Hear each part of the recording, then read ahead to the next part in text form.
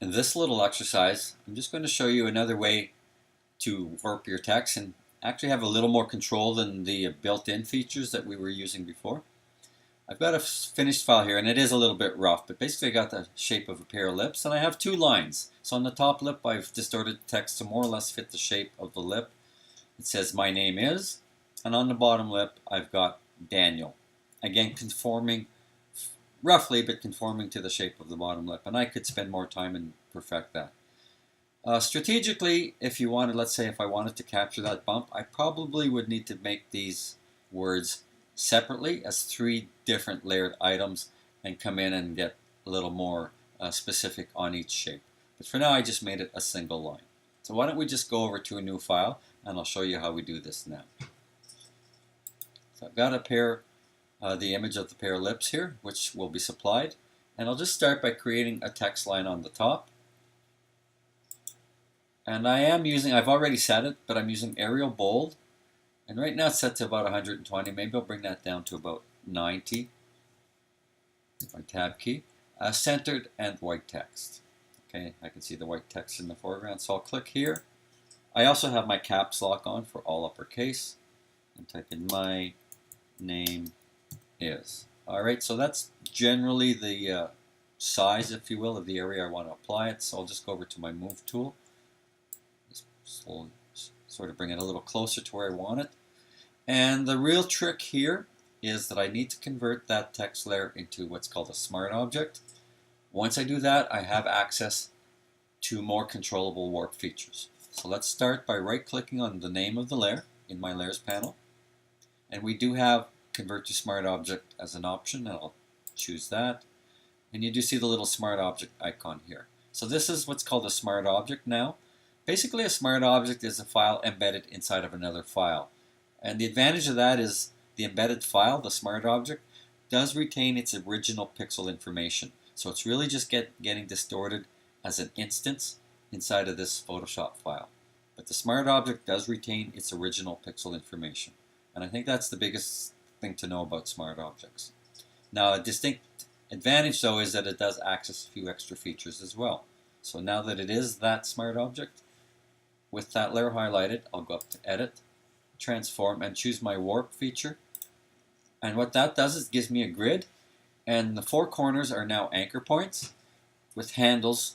Even though these look like anchor points, they're just handles for each corner. So if I actually drag a corner here, you can see how I'm starting to distort the text, and you can see these handles hanging out, and these control the curvature and the direction of those curves. So if I want to really go crazy here, you can see how I'm starting to conform to that side of the mouth.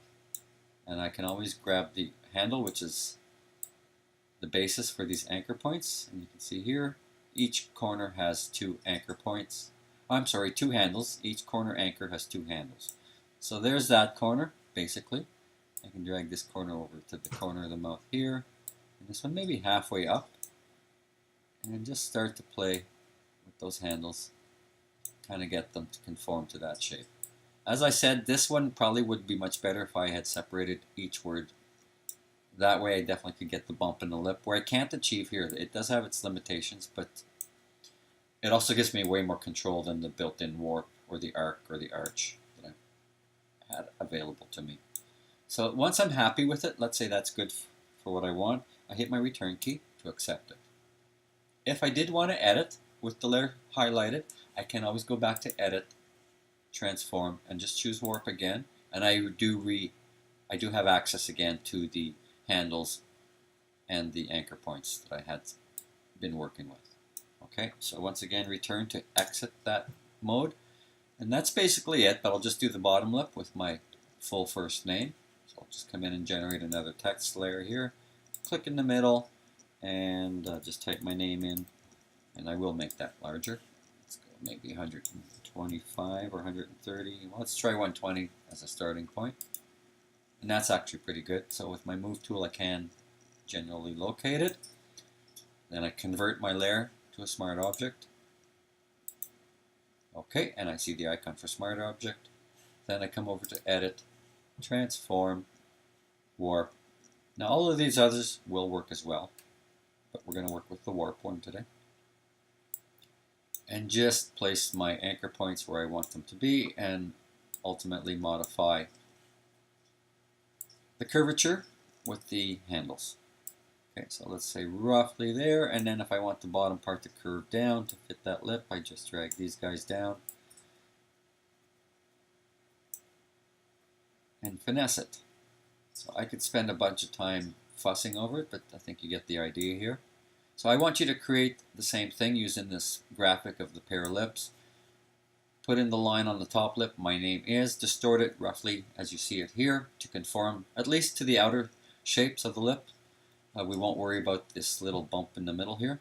And also the bottom, put your first name in, size it accordingly, and definitely create this nice curve on the bottom if you can. Once I'm happy with it, once again, I hit return. And I'm just going to save this file. I hadn't saved it at all. And I'll just call it lips2. And there we go. And that is how we can get a little more control over our distortion, particularly with the warp feature in this one, when we convert our text layer to a smart object. And that's, again, another little micro assignment for the text.